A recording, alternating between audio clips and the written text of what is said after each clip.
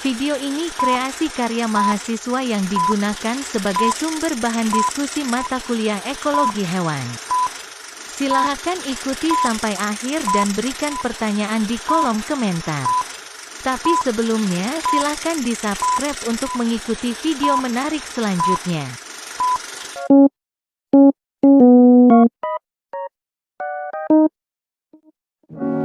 Baiklah, kita akan membahas hewan terlebih dahulu.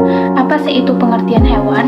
Jadi, Kendick tahun 1980 mengartikan hewan adalah sebagai organisme motil, yang mana organisme motil ini adalah bergerak dan berpindah tempat. Adapun faktor yang merangsang pergerakan hewan yaitu air, cahaya, suhu, makanan, dan kelembapan.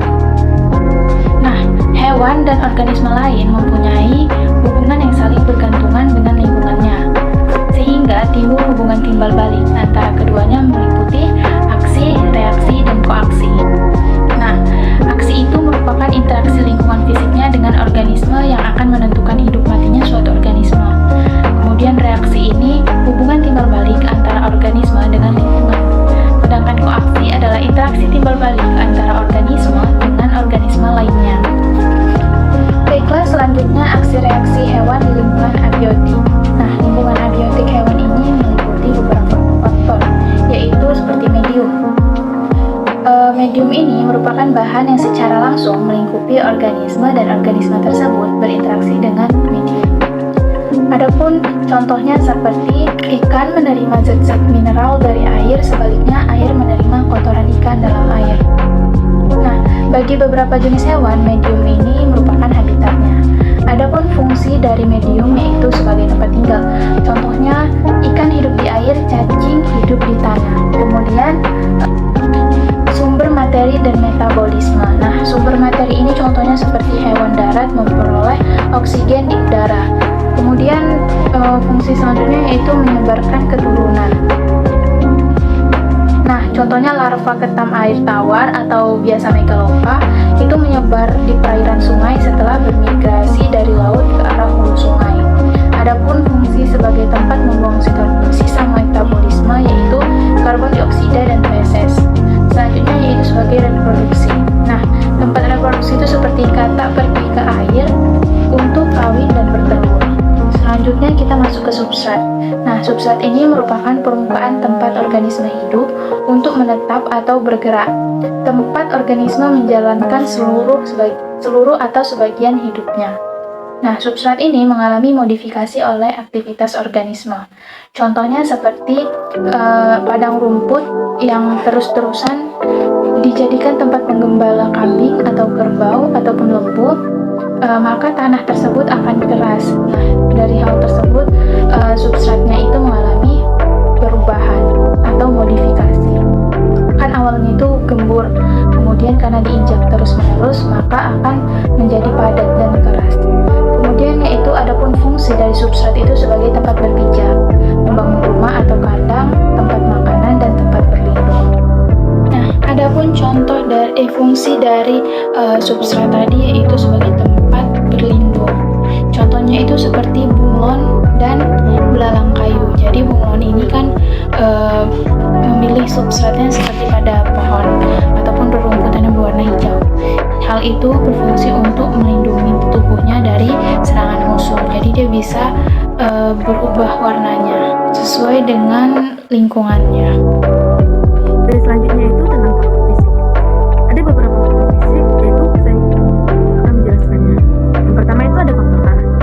Faktor dalam tanah yang mempengaruhi kehidupan hewan dan tanah, antara lain itu kandungan airnya, kandungan udaranya, suhu, kelembapan, serta sisa-sisa tumbuh-tumbuhan yang telah lapuk ataupun yang telah layu.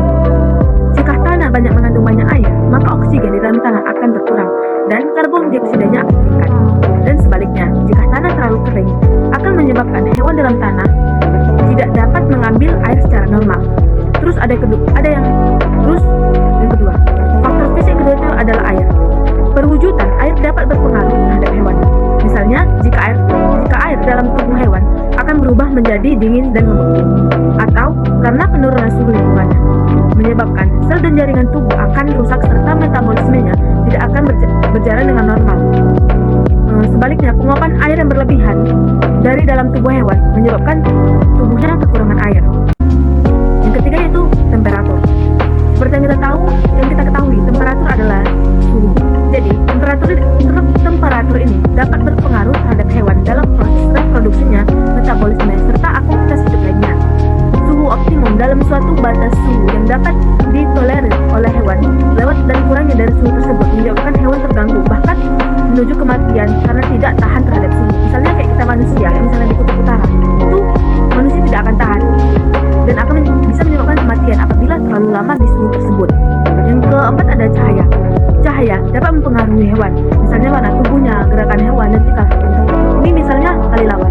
Kelelawar keluar pada saat malam hari, tapi pada saat siang hari mereka tidur ataupun bersembunyi. Tapi lebih pastinya tidur. Jadi berpengaruhnya cahaya ini pada kelelawar tersebut. Yang terus selanjutnya itu ada gravitasi. Pengaruh gravitasi dirasakan oleh hewan jika hewan sedang berpijak pada substrat yang horizontal. Hewan yang berdiri di suatu bidang yang miring atau tegak, berenang di air dan terbang di udara merasakan adanya pengaruh gravitasi. Baiklah, di sini saya akan menjelaskan tentang faktor fisik, yaitu gelombang, arus, dan angin. Gelombang air di pantai dapat mendorong hewan ke arah tepi dan dapat menyerutnya kembali ke arah tengah. Hewan yang hidupnya di lingkungan air mengalir ini dapat menghadapi resiko hanyut karena adanya aliran air dan angin.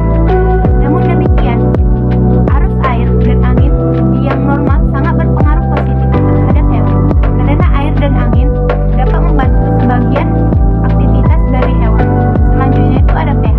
Larutan netral mempunyai pH 7, asam pH 7, dan basa pH 7, yaitu secara tidak langsung ini mengganggu ormogulasi, kerja enzim, dan pertukaran gas di respirasi.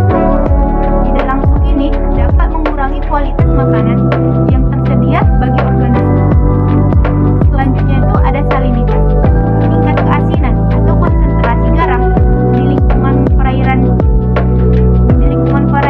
dan air yang terkandung di dalamnya.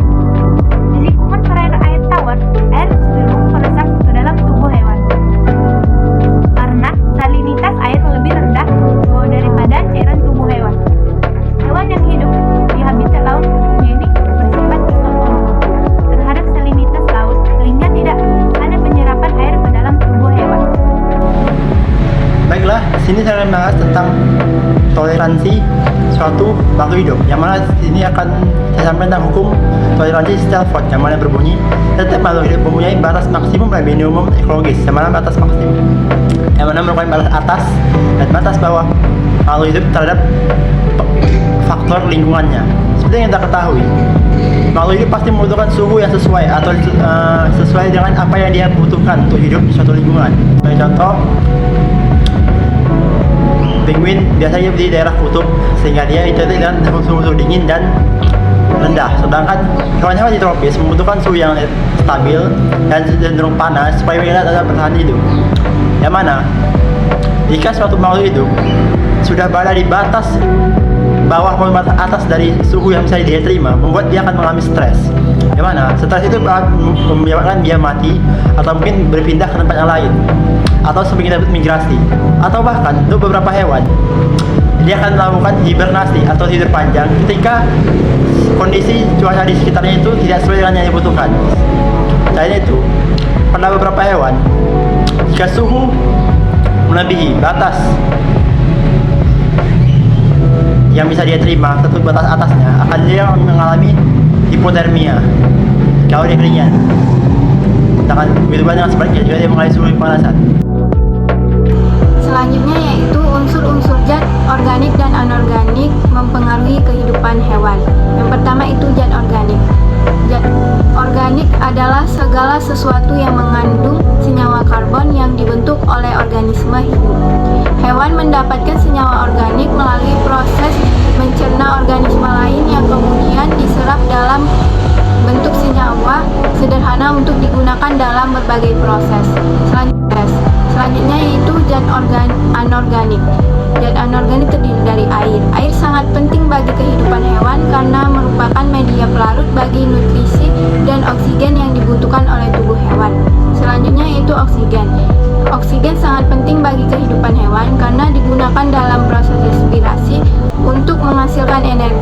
yang dibutuhkan oleh tubuh hewan. Selanjutnya itu nutrisi organik. Nah, nutrisi organik seperti mineral dan garam sangat penting bagi kehidupan hewan karena dibutuhkan untuk menjaga keseimbangan elektrolit